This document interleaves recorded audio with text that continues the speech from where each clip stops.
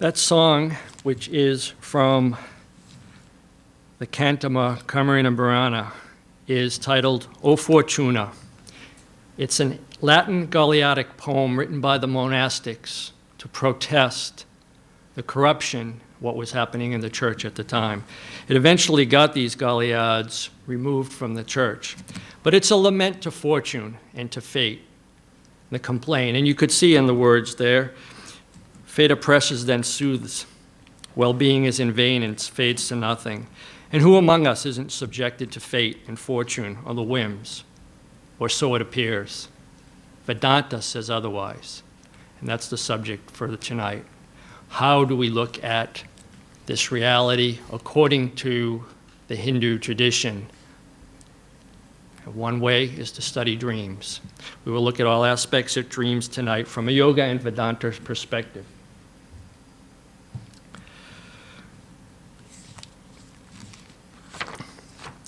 So I call this the appearance, because according to Hindu tradition, this Maya, this illusion of life that we're living, is not the reality. It's simply an appearance. We have throngs of people apparently paying homage to Fortuna, the Roman goddess of fate and fortune. In Indian tradition, we might call this Maya, the illusion of this reality. And it's not told just in this Latin tradition, but also if we look in the Upanishads themselves. In the Mundaka Upanishads, we have this little icon here on the lower left, the two birds. There's a story, a nice story, that you have two birds living on a tree, and one of them is hopping from branch to branch, eating the fruits, which are both bitter and sweet. Sometimes it gets a sweet one, and it's happy. Sometimes it gets a bitter one, and it shakes it. But it continues on in the search for the ever sweet ones. Now, what this symbolizes is two sources of consciousness. There's the origin consciousness, which lives within, and then the reflected consciousness, which comes to us back from reflecting in the outer world. Sometimes it's called Jiva and Ishvara. They have a common substratum, which is Brahman, the Brahman of the Hindus.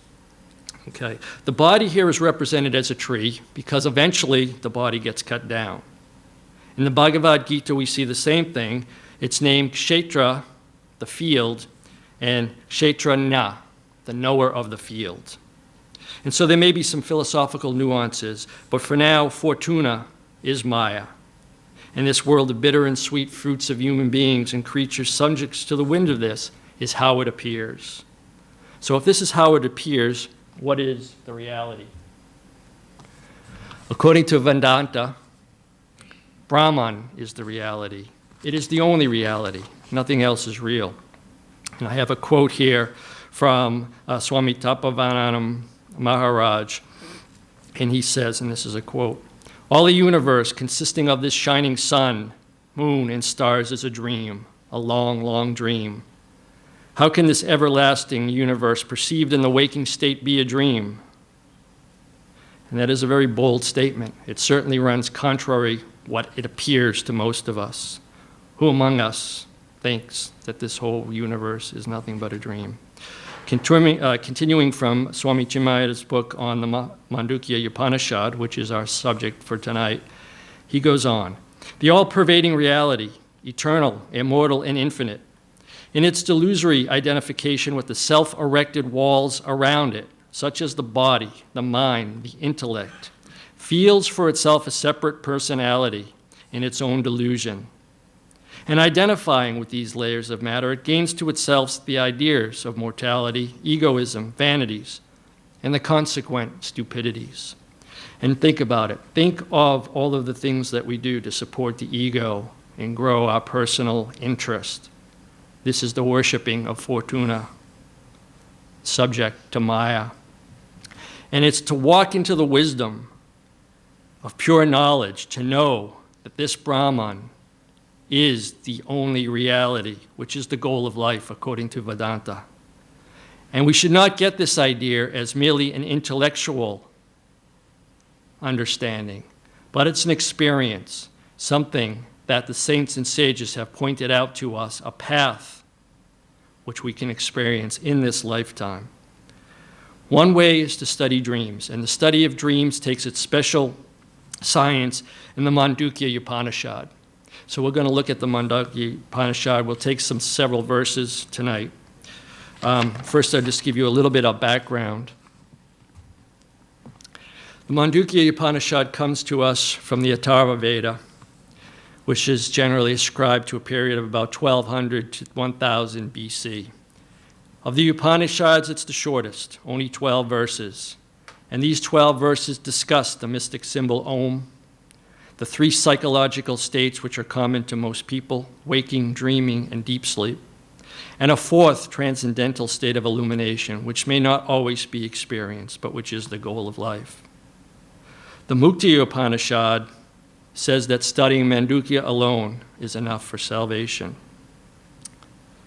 In the 8th century, a teacher, Gaudapada, wrote a commentary on this Mandukya Upanishads. It's called the Karika, and it's one of the earliest works on Advaita Vedanta. And he was the great guru of Adi Shankara, who was generally attributed with re-establishing the monastic communities under his rules.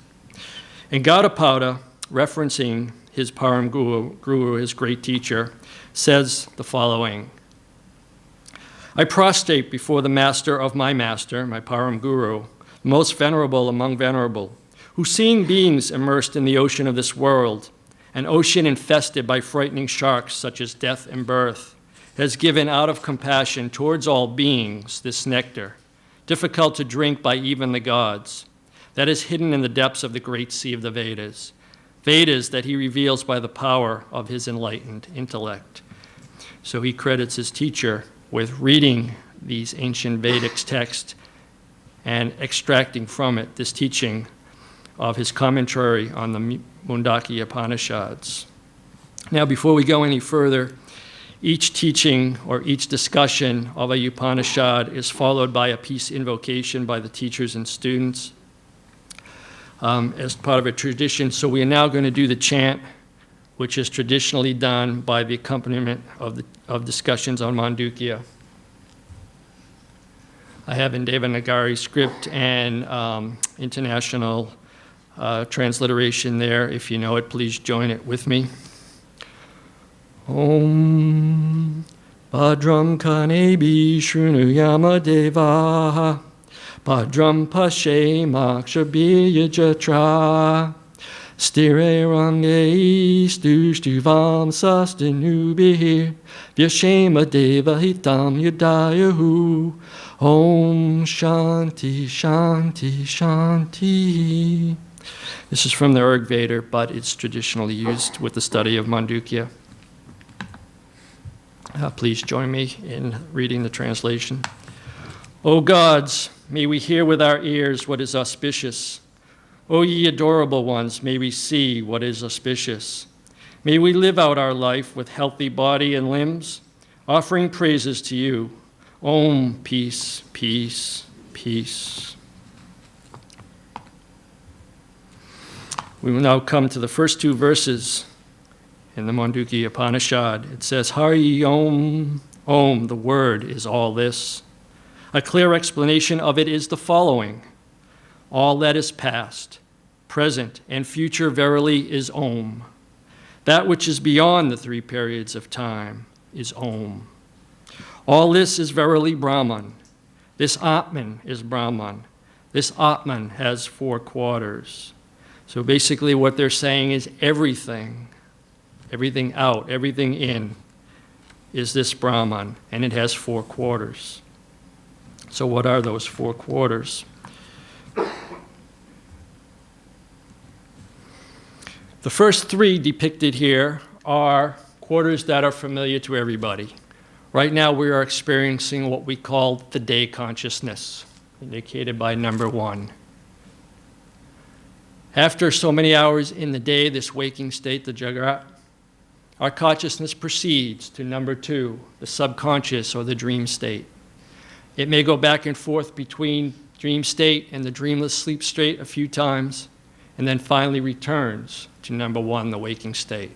This is a familiar pattern to most people. Sometimes I work with kids, and I always ask them, because they are fascinated by dreams, and I say, has anybody had any interesting dreams? And all the hands go up. So from as best as I can tell, most human beings admit to this dream state.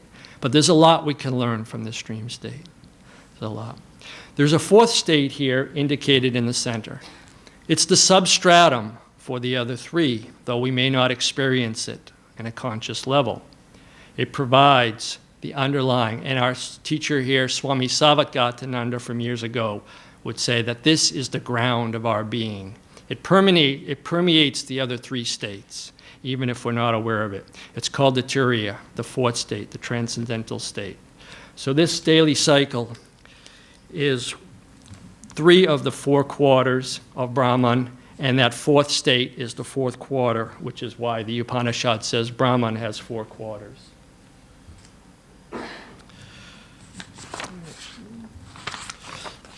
So before we go on,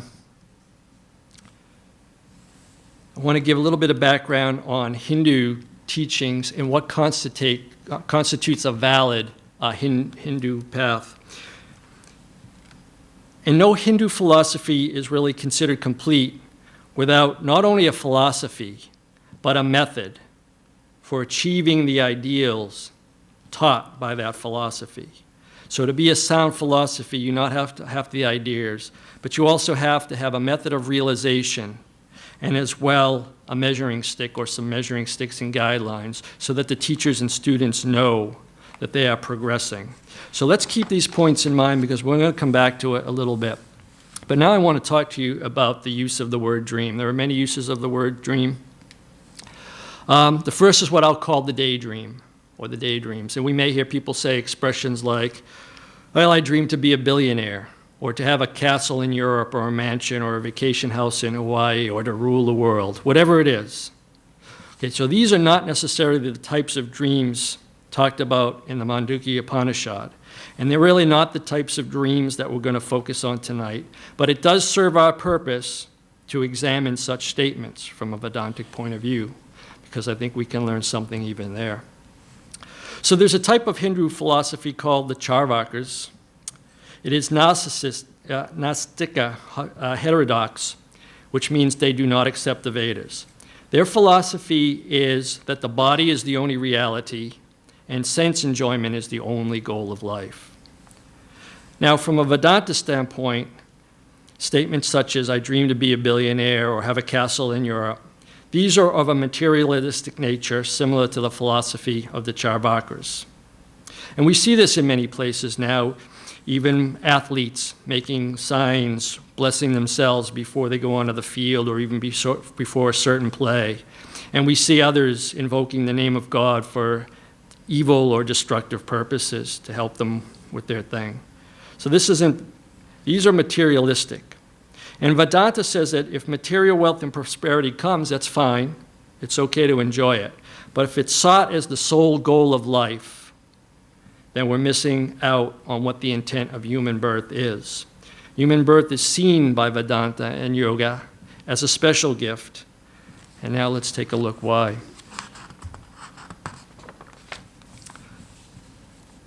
The human body is a unique creation in nature. It possesses a certain unique cerebral, spinal, and neural system designed to further the evolution of the human being. But we're not going to evolve any longer in a bodily sense. We don't have to grow wings to fly because our cerebral cortex in the front has given us the intellect to design planes and spaceships. We're not going to have to develop super eyes to see into the stars. We can develop telescopes. The evolution for the human being is in the spiritual plane, not in physical body dimension. So to experience this truth that we've already mentioned, that Brahman is the only reality, we have to proceed on this inner spiritual dimension. This human body, as represented in this figure in the center here, is the esoteric anatomy presented by yoga, is designed to allow us to remove our consciousness from this outer world and bring it to this higher realization of Brahman. We talked about having measuring sticks for this progress, and here's the first that Vedanta uses. This comes from Swami Chinmayananda's book. He says, to explain to us the necessary qualifications of the mind and intellect, which we must develop in ourselves, in order to raise ourselves to the point of view of the rishis, the writers of the Upanishads. The Upanishads give us a detailed description of the spiritual values of the life lived by the great seers. The seers of old have been described as being devoid of all attachment, devoid of all fear and anger. They put little value in material things. And then Swami Chinmayananda goes on. He says, a correct estimate of the animalism and material in us at any moment is a correct measure of us, of the ignorance in us at that moment. In other words, how far is our vision from the reality?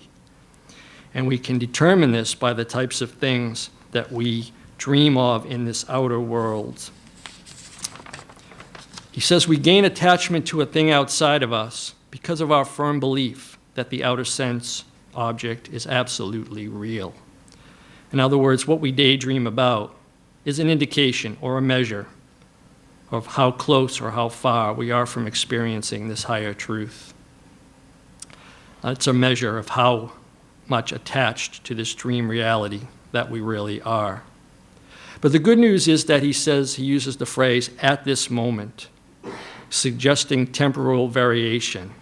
We can all change and grow, and even moment to moment, we may have spiritual moments and may have less spiritual moments. But the test of really how far we are from this view that all is Brahman is really that, what we daydream about. So let's understand that and hold ourselves accountable to this highest standard of the Upanishads. Because if we truly, truly understood that the external world of objects are unreal as shadows, we would not be as attached to them. So we should not waste this human birth with its unique potential. To quote from Swami Raghunathananda in his Eternal Values for a Changing Society, as a product of evolution, humankind is a unique specimen, holding the key to the mystery of nature, to the purpose of evolution, and to the meaning of all existence. The psychophysical system is a miniature universe in itself, and the immensity of this Lokatara, this inner world, its inner dimension, is obscured by the smallness of its external covering. So, for example, this small body gives no indication of the immensity of the internal spiritual dimension of each and every human being. Okay, so this is our goal here. You may ask then, well, what about daydreams such as world peace, solving world hunger, and eternal values? So I have a verse here translated by Swami Abhedananda, and it concludes, Om, peace, peace, peace to us and all beings. And even as we heard earlier in the opening chant that we did, the ancients prayed to see and hear only auspicious things. So logic then implies that they are acknowledging the existence of inauspicious things or multiplicity. So what should be our attitude towards this perceived multiplicity as long as we are seeing multiplicity? And so the ancient rishis understood the needs of the society. They didn't deny them. They prayed for cultural evolution for societies and kingdoms. They expressed the idea of universal love and the understanding of the physical world, saying, may we live the entire life allotted to us with health, vitality, and vigor. So what we should want for ourselves, we should want for others. This should be our guiding principle. And in fact, the motto for the Ramakrishna order, Atmano Mokshatam Jagat Hitayata, for the liberation of the self and for the good of the world, is the test. So we have this value hierarchy as long as we are seeing duality. And we must behave towards this duality with sympathy and compassion. Swami Vivekananda also says this. He says, start each meditation period by sending a current of goodwill outward towards all beings. And Swami Ranganathananda, in his book, Eternal Values for Changing Society, says that this is a prerequisite for the entrance into Lokatara, the inner dimension.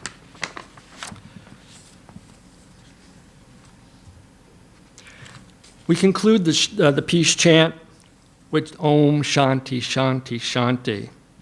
And this is to ward off the three different classes of obstacles in the study of Scripture. First, on the leftmost, you see the forest fire there, and this is called the phenomenal obstacles, fires, landslides, and the things, the adibadaka. In the middle, the horses, which are representative of the sense organs pulling at the mind, are the subjective obstacles, laziness, lack of faith, doubt, insincerity, and our personal negativities. And finally, the lightning bolt on the right-hand side is the God-sent obstructions.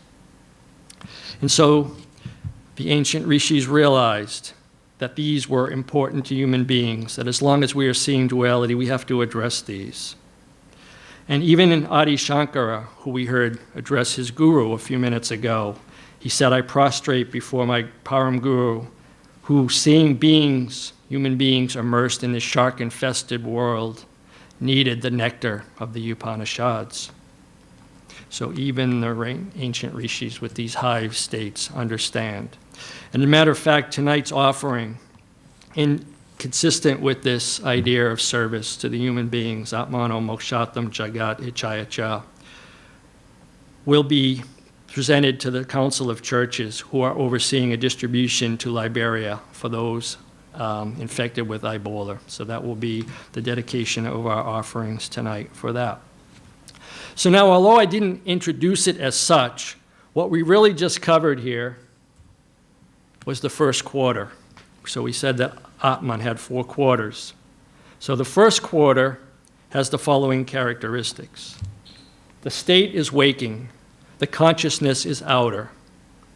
The enjoyment is gross enjoyment, and the contentment is gross contentment. We are in the outer world immersed with all of these objects.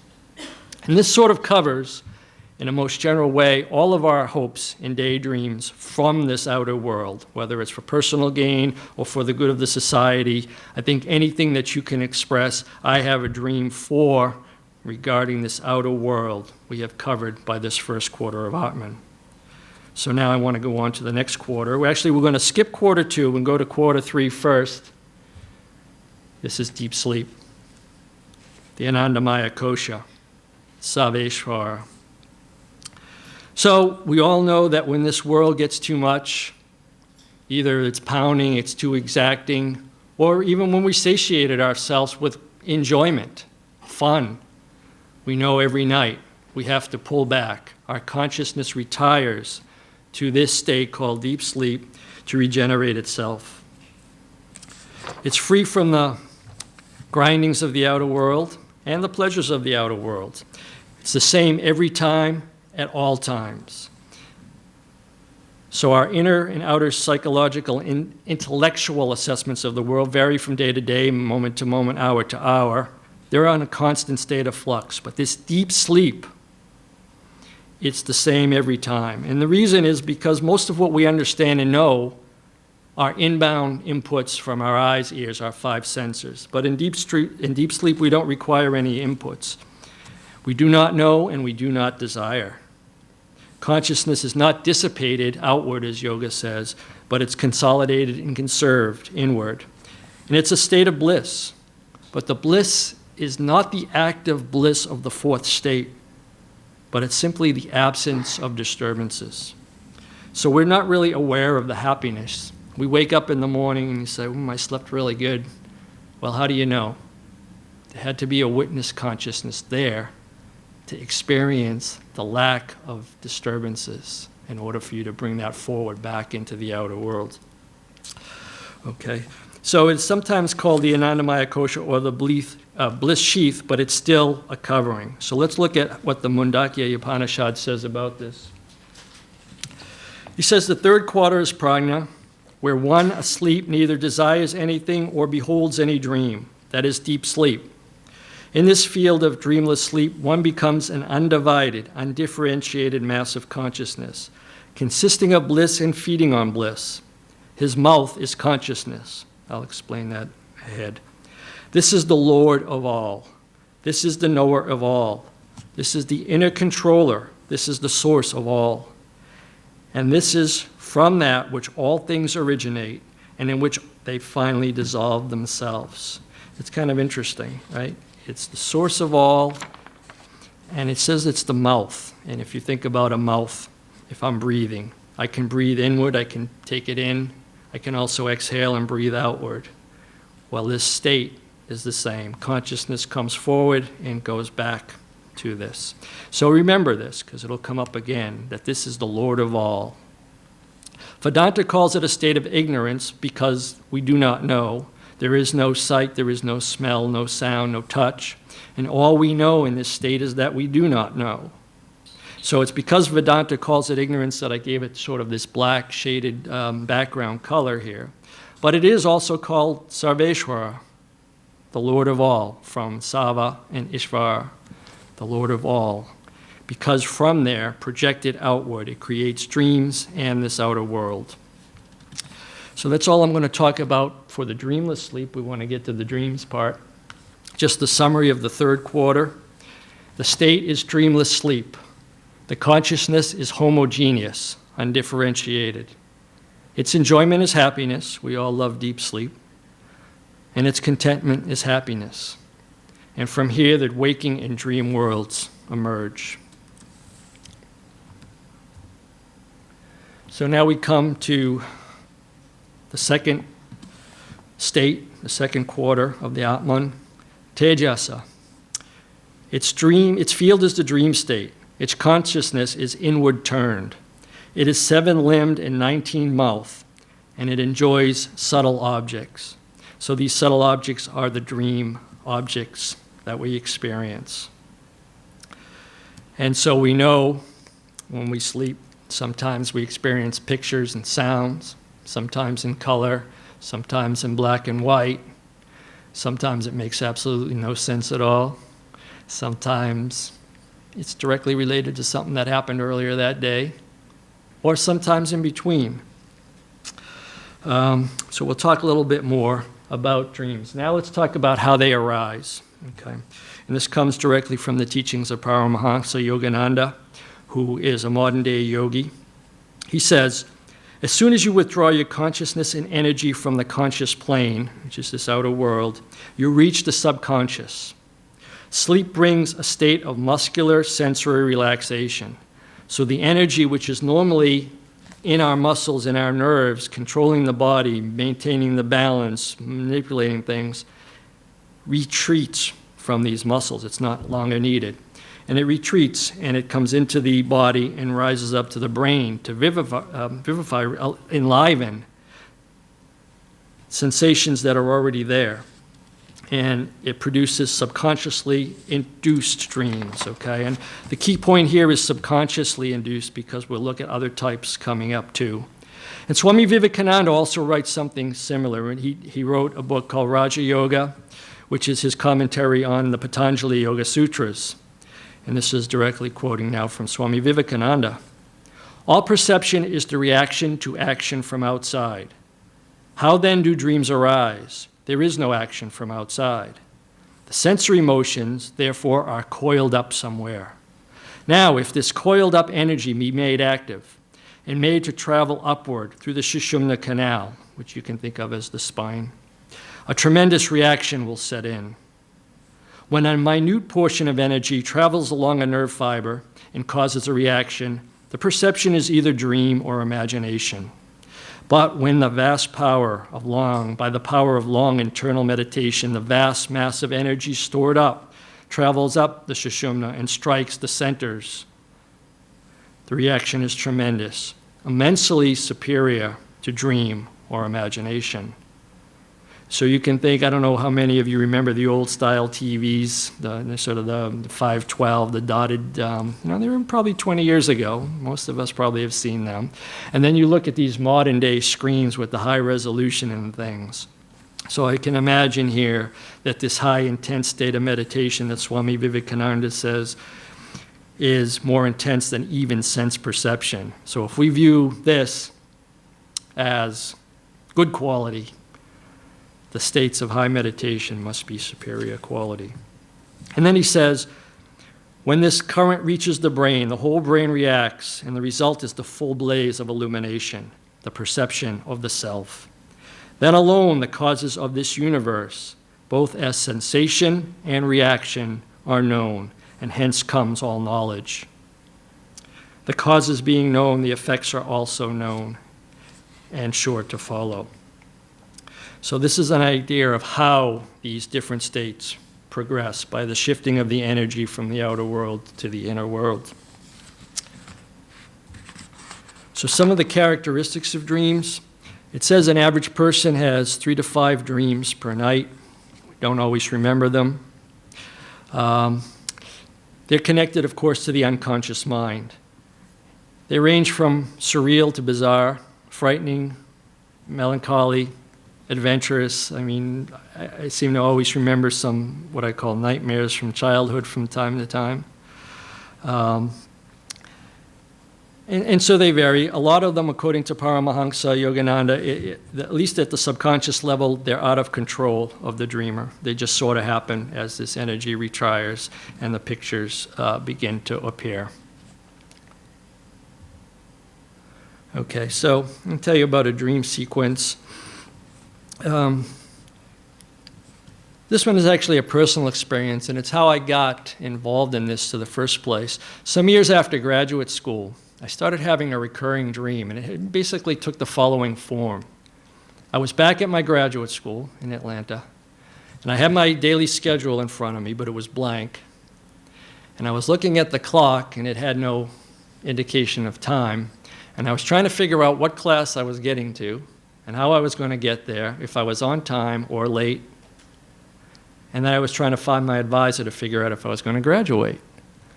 And so this happened more or less with the same pattern and the same level of detail each and every time for years. What is it trying to tell me? So in the Western culture, we have books, dream interpretation books and things like that. I know it was the study of Freud for a while. And so I got this curious fascination.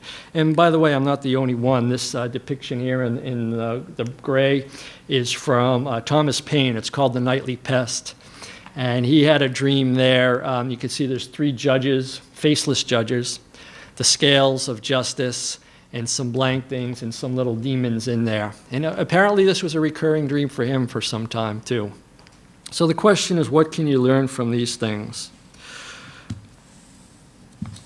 Well, there are different interpretations. There are paranormal, psychic, numerology. Some people say you can map it to numbers and then go play the lottery and things like that. I'm not really going to address those aspects of the dream interpretation, except for one thing. There was another interesting story. It was from the chemist Auguste Kekule in 1872, and he describes his eureka moment. He was studying the structure of some chemical called benzene. And he said, I was writing at my textbook and things weren't going very well. So I turned my chair to the fire and fell asleep. And then the atoms that he was studying began to dance in front of his eyes.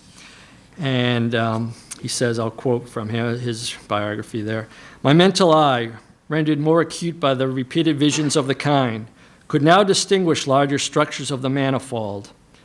Long rows, sometimes more closely fitted together, all twining and twisting in snake-like motion. But look, what was that? One of the snakes had seized hold of its tail, and the form whirled markingly before my eyes. And as if by a flash of lightning, I awoke and spent the rest of the night working out the consequences of the hypothesis, which was this ring structure for benzene. So he had been working on it in the day consciousness, couldn't make any progress, slept and dozed. The inspiration came to him from his subconscious, apparently, back. He brought it back to the waking state and successfully solved the structure of benzene, which is this ring-shaped structure. And the other interesting thing I thought when I was researching this is this snake swallowing its tail. It's a very interesting icon. It shows up in a lot of different spiritual dimensions. You can see even the Ramakrishna order, although the tail is not quite being swallowed by the cobra there, it kind of conveys a little bit of the same thing. And then the Theosophical Society on the right-hand side, they actually do use the snake swallowing its tail with the star in the middle. So this kind of Ouroboros symbol was kind of interesting. But how do Western decoding of dreams? It's based on the following hypothesis, that the subconscious dreams so imposed basically are revealing tensions or issues that are in our consciousness below the level of awareness. And so they say unconscious wisdom lies inside of us, and dreams allow us to tap into that. And so quoting from a book called, from Robert Langs, psychologist, he says, conscious thinking is ill-equipped to cope with life's stresses. The conscious mind makes massive use of defenses. It forms a hurtful self-alliance with the deep unconscious fear-guilt system that drives our choices towards confusion and ineptitude. And this is not different from really Vedanta. Vedanta says that most decisions, if not all decisions, are driven largely from the fear factor. And so continuing on from Robert Lang's book, decoding our own encoded messages reveals the basis of an emotional problem and its solution. So we just saw how the solution came out for the benzene. It relies on a genius counselor deep within our own mind. And so for me, eventually I started doing hatha yoga. In that dream, I haven't had it for quite some time now. I'm not sure what I was supposed to learn from it, if anything. Or maybe it was just a manifestation that one day I would give a talk on dreams. I don't know. It kind of motivate me to that end. But now, this is the Western style. Now I want to come to the yogic style. And this is again from the teachings of Paramahansa Yogananda, and it aligns with the Bhagavad Gita's too. So, few are even aware that a state of conscious warfare exists in their kingdom, meaning the body and mind complex. The yogi, the awakening person, is confronted not only with external battles fought by all, but with the internal clash between restlessness and the desire to meditate. Every night we must discern which force, good or evil, won the daily battle. And so let's now proceed to the yoga style analysis of dreams. And again, I call it yoga style because it comes from Paramahansa Yogananda, who is a modern day yogi. And he classifies sort of this hierarchy in these states. So first is the material world, which we've already talked about, the loka, the outer world. Next, as soon as we begin to withdraw any energy, we come to the subconscious, subconsciously induced dreams. A little more energy, as Swami Vivekananda puts out, starts bringing in different things. And Yogananda classifies these as semi-superconscious dreams, which are now beyond just the pure uncontrolled subconscious reactions. Then superconscious induced dreams. Finally, self-realization of the ultimate truth. And throughout human history, in the religious traditions, we do see that visions with real prophetic value or reinterpretation of the past are had by very highly spiritual people. And that sort of constitutes this middle range here. It's not the out-of-control subconscious dreams, but they are consciously induced through meditation. And there's lots of stories, even Adi Shankara, that story that, or the person that started Vedanta, and Gaudapada, they saw each other. And Ramakrishna, too, was supposed to have recognized Swami Vivekananda through these sort of superconscious states. They understood what the mission was and that they were here to be part of a mission together. That doesn't come from necessarily a conscious perception or a discussion of somebody, but it's these perceptions from these higher states. So this is sort of the dream hierarchy as presented by Yogananda. And remember what we read from Swami Vivekananda too. The intensity of the dreams depend on the amount of energy withdrawn from the systems. Okay. The main points being that not all dreams are true. Some of them come simply sort of give us an index into the state of our subconscious. Imaginative people may have fanciful dreams. Matter-of-fact people may have matter-of-fact dreams of daily activities. Subconscious optimism brings comedy dreams, as he says. Subconscious pessimism brings tragedies. And worry and fear can bring forth nightmares. And there are true visions, but Vedanta also cautions us, do not get caught up with these. Our goal here, remember, from the beginning, is to understand that Brahman is the only reality. And getting caught up with this world, this outer world, in any form, especially these things about dealing with predicting the future and things like that, will only tie us more to this waking state, more to the dream, and less from our goal, which is spiritual realization. So in the time remaining now, let's take a look at Vedanta and how Vedanta takes a look at dreams, and we'll be working directly from the Mandukya Upanishad.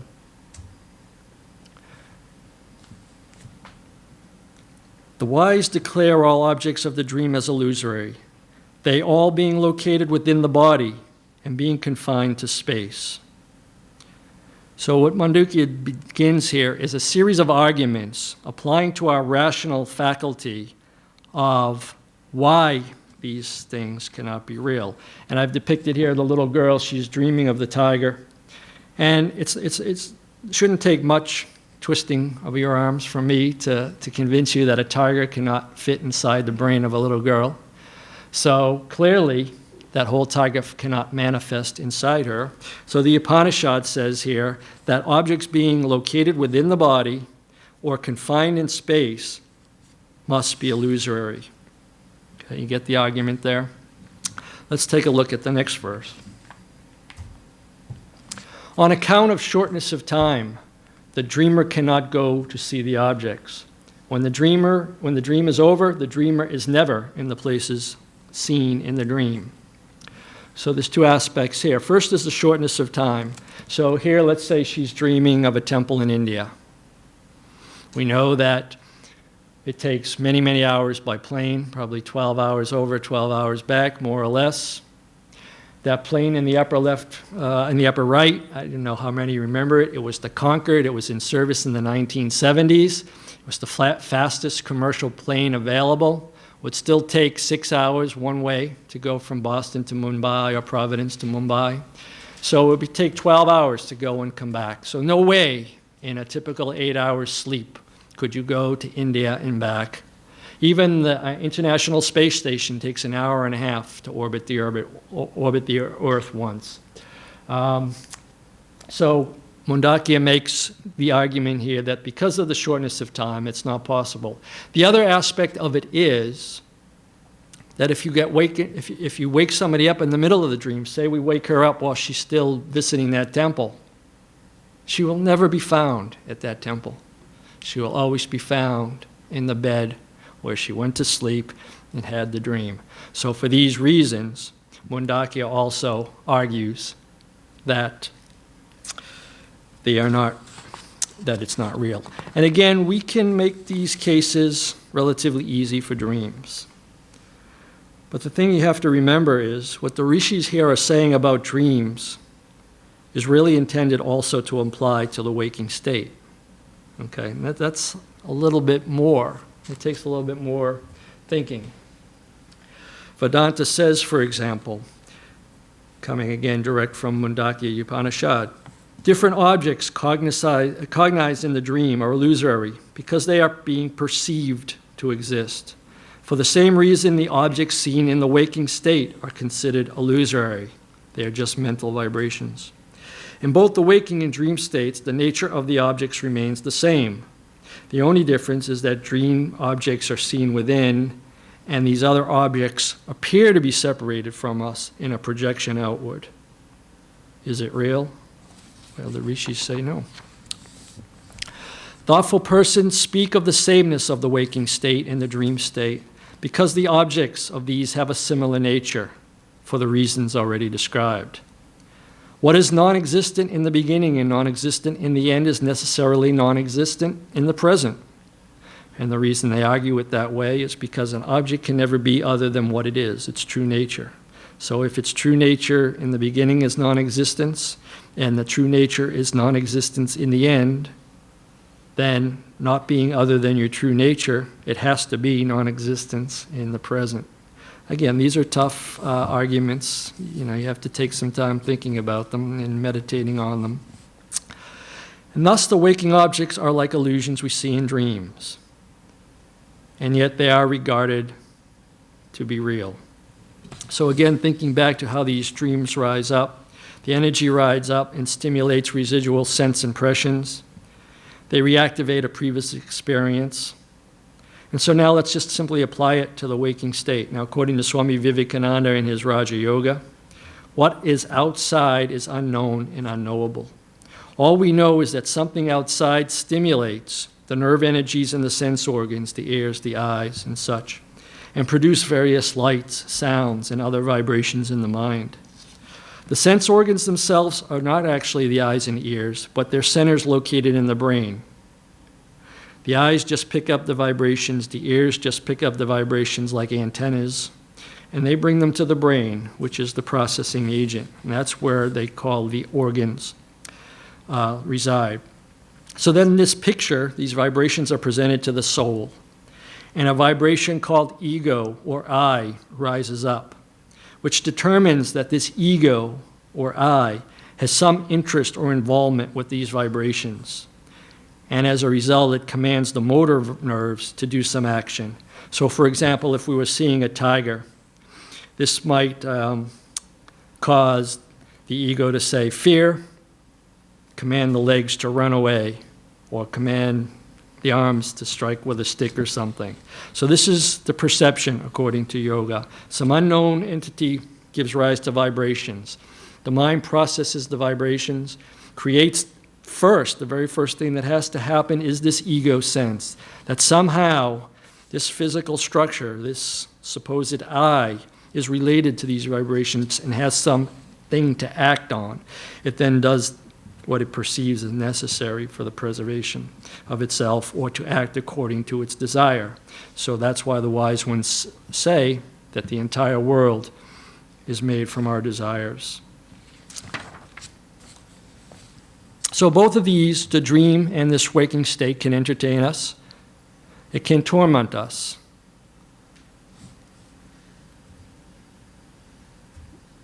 Both will go away when the mind is conquered. The process of reversing them, laya, absorbing them, meditation, They're sometimes called samskaras or vasanas. We resolve them to their causal form. And finally, when the mind is conquered, the entertainment and the torments will disappear. So remember what I asked you to remember from earlier. Out of the causal state, the saveshvara, the dreamless sleep state, come all these things. That is why it's called the Lord of all. So I'll quote from the Mandakya, verse 1.3 again. This is the Lord of all, Saveshvara. This is the knower of all. This is the inner controller. This is the source of all. This is that from which all things originate and which they finally dissolve themselves. And remember from Swami Vivekananda, when a minute portion of this energy causes reaction, the perception is dream or imagination. But when the vast mass of energy stored up reaches the brain, the result is the full blaze of illumination, the perception of the self, which is our goal. The cause of the universe, both as sensation and reaction, is known, and henceforth comes all knowledge. Paramahansa writes, while you are dreaming, everything is real to you. The only difference between this world and the dreamland is that the world is a more sustaining dream.